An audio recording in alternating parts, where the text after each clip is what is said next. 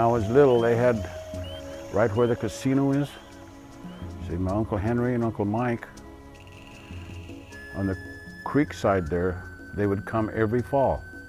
And they would make little huts, tents, and that's where they stayed during the fishing season. Little Creek is a stream that has been very important to the tribal community for forever, since time began. And the casino represents a stage in the tribe's development to become self-sufficient. Little Creek tells the story of the community, much like any other, the Squaxin Island tribal community, with homes, neighborhoods, young and old, a community that comes together to celebrate, to work on the water, a community that shares tradition, history, culture, and ceremony, a community whose bonds are strong and have been throughout history.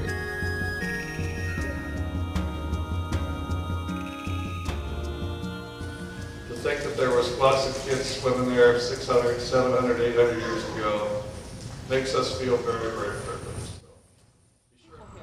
I think in the last month, you and I probably 600 people have come through here.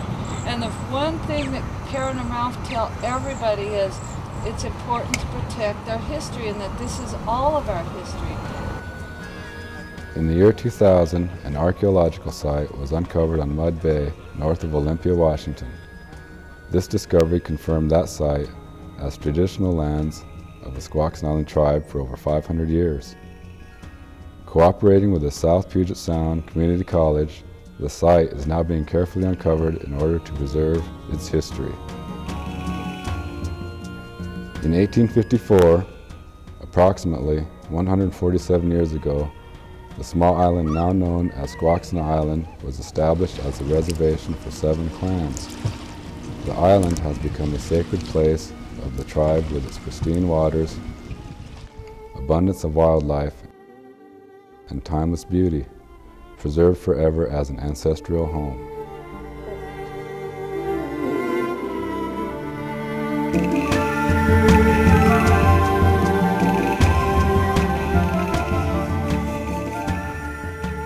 Speaking about the families on the reservation, Squaxin Island, there was 7 inlets, 7 bands that come in to make Squaxin Island.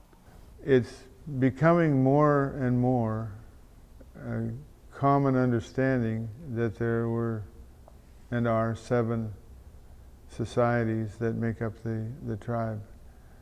And I think that's very important for us to know. Nusichato, Stichas, Squiattle, Tepixen, Sehewamish, Sahatomamish, and Squaxin, and all 7 clans inhabited the South Sound region of the ceded land described in the Medicine Creek Treaty. I think the story of how within a year after the ratification of the treaty, the people were to move from what I like to say is their waterfront homes to the little island called Squaxin Island that doesn't have any fresh water, isn't suitable for farming, and is too small to support any number of people. But persevere they did. The tribal people were determined to preserve their traditions and their community. Sovereignty is a whole lot of things. It's our spirituality, bring back our language. It means to me that we can govern our own. We can make our own laws, our own building permits, our own law enforcement, govern our own reservation to coincide with the counties and the federal governments. Meetings that we have, sometimes it's in that aspect of discussing of what happens with the people. We want to do what's best for all the people. Finally got the Constitution in 1965. And Florence Sago, Cal Peters, Robert Whitener served. And they're the ones that made the decision to buy the first piece of ground. We started trying to accumulate property. So we got the Camelchi School. So we had a lot of supporting letters go into the school board. Now we have a nice tribal center, a housing project. We have our clinics. We have housing for our elders. We have fishery programs, natural resources. We've got a good rapport now with the county, and we're starting to work with state officials, elected officials, as we are, and they're starting to recognize us as another government. I think now the citizens are starting to realize that they are gaining something when they work with the tribe. I work on a lot of different levels with members of the tribe, and it's always been a very professional, nice relationship. We appreciate being partners.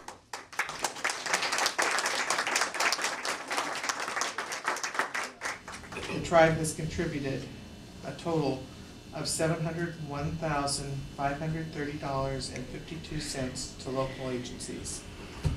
And that's why we're here today. If the future is as good as what it's been in the past, there's going to be great things for the county and the tribe all working together. Joel and I were just talking about the positives and negatives of the idea of originally thinking about having a casino in Mason County. I think at first we weren't sure what to expect, but it's turned into a very, very positive kind of relationship. We have organizations call us from other areas and indicate that they're about to have a casino come into their area, and they wonder how we are able to come together and make things work and not have a problem or negatives come out of it. And they've talked with other organizations and casinos. They have problems, and we don't seem to have the same kind of problems at all. We have about 7 CPR survivors who are now walking around, 3 of which were shot by defibrillators purchased with impact funds. And we were only able to go down there twice a day and transport people to Shelton, and it was not really very effective in helping people out.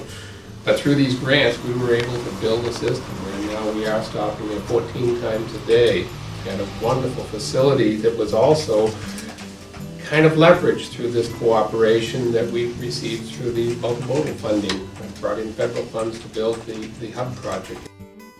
Even the 5 years of our growing, that our people are going back more traditional, and now we're coming together, and the culture's going to stay. It's going to get stronger.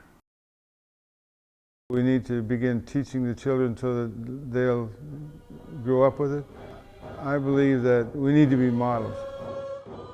The songs and the dances and the stories, the way that we think about each other is beginning to reflect more of the historic pattern of culture that existed, that kept us healthy and surviving and alive for 40,000 years.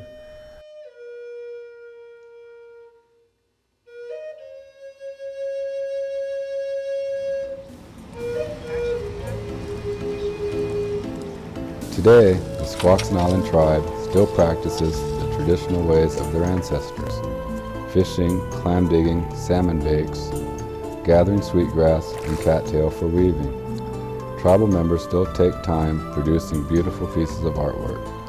The art of the tribal people symbolizes the strength of their tradition, whether it is drum making, canoe carving, fine crafts, beading,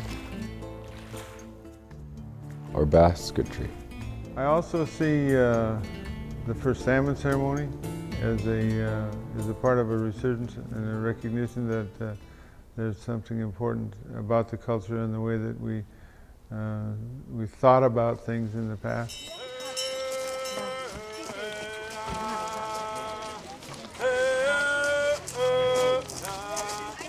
The roots of the natural resources salmon management comes from the understanding that the tribal people had that there needed to be this reciprocal respect between the human relations and the salmon people.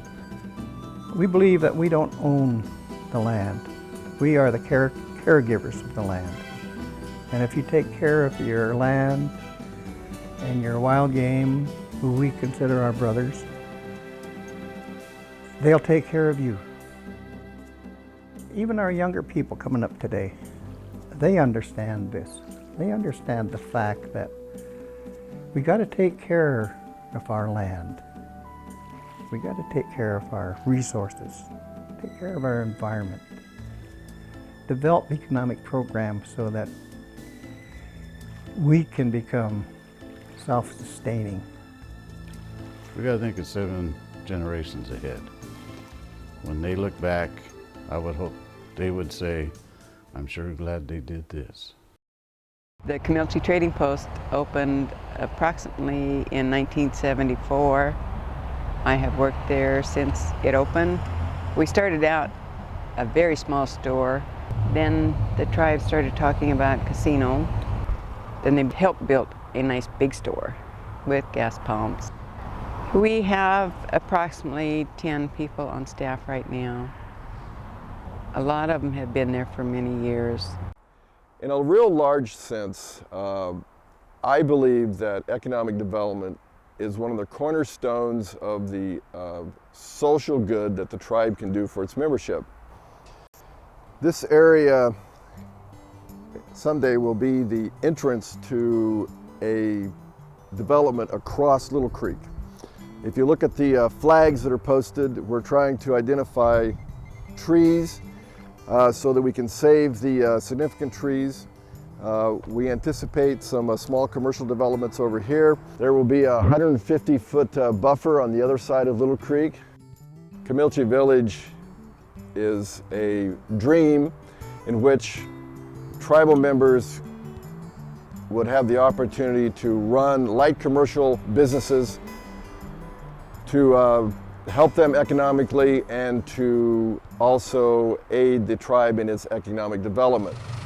Hardstein Oyster Company has been in operation for over 20 years, and in the last couple of years we've made some fairly significant changes to increase the volume of sales, the yield of our product on the beaches, and in the future we'll be taking measures to increase the diversity of products we sell, in addition to oysters, namely manila clams, other exotic species of oysters like kumamotos, and even geoduck clams.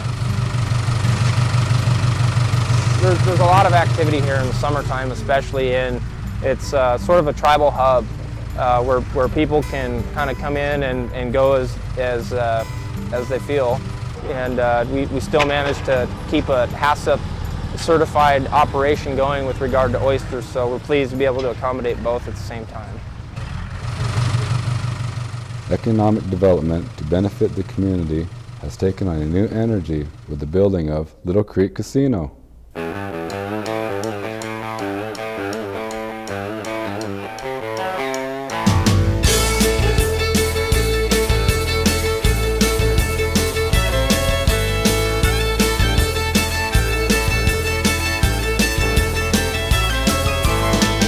South on State Route 9. It's 44 miles to the county line. I've heard talk, a tale or two, about a step down here that these folks do. Well, they got a fever, it's a chain reaction. What they do down here is more than my name is Amanda Hernandez. I am a member of the Squaxin Tribe. I've worked at Little Creek Casino for 2 years. I started out in human resources and worked my way up into the position that I am in now, which is the food and beverage assistant. I like the people that I work with. It's a friendly atmosphere. I can get along with everybody. A lot of the patrons that come here are people that come on a regular basis, so it's almost like a big family. Job creation has always been an important part of the casino, and part of that job creation has been the development aspects of those jobs. I was fortunate enough to work as the casino was being built. I started off in the cage as a cashier. The experience here has been wonderful for me. I've been given opportunities to be promoted within the departments I have worked. I've been encouraged and noted for my skills and the work history that I do have, and it has been really wonderful. It's been a pleasant experience working here. The atmosphere here in the casino is like an extended family for me. My message for new employees that will be coming to Little Creek would be, you won't be disappointed. It's a wonderful place to work. I'm an inspector for the Tribal Squaxin Island Gaming Commission. I protect the assets of this casino for the Squaxin Island Tribe. When we do hire the new employees, I license them and I get to know every one of them. And what I tell them in the new hire orientation is that, you know, I have a commitment to this place, not only because I'm a tribal member, you know, that's one of my bigger commitments in the position I hold here as inspector. And so I thank them. And whatever they bring to work, they bring to this party. And I just tell them, welcome to the Disneyland of Mason County.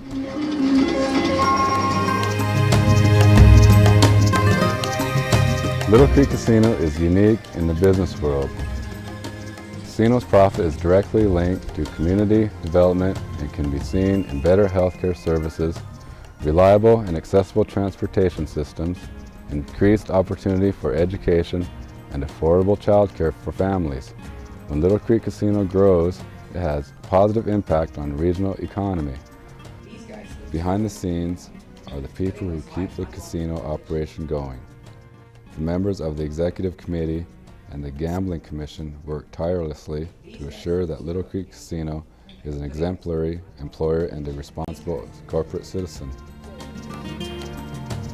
Demonstrating their vision for growth, community reinvestment, and corporate citizenship, Little Creek Casino is in the planning stage for their next major expansion. Thunderbird, a sacred American Indian legend, protects and guides the people into the future. For Little Creek Casino, the Thunderbird powerfully symbolizes the purpose of the casino expansion. Using traditional cedar pole construction, the world-class hotel will welcome over 100 visitors in a day. Fine cuisine will be served in a balcony restaurant overlooking an expansive lobby surrounded by ancient cedar poles and American Indian artwork. Comfortable accommodations will provide a quiet getaway for guests with easy access to the exciting and fun-filled gambling experience of the casino. Scheduled for completion in the near future, we want to welcome you in advance. Little Creek is much more than a casino. It is a salmon stream with a rich and enduring history. It is a bold symbol of a forward-thinking community, and it is economic development for the purpose of community reinvestment. Little Creek Casino, like the stream itself, will continue to prosper because the community that guides its development has the values of integrity, honor, and tradition.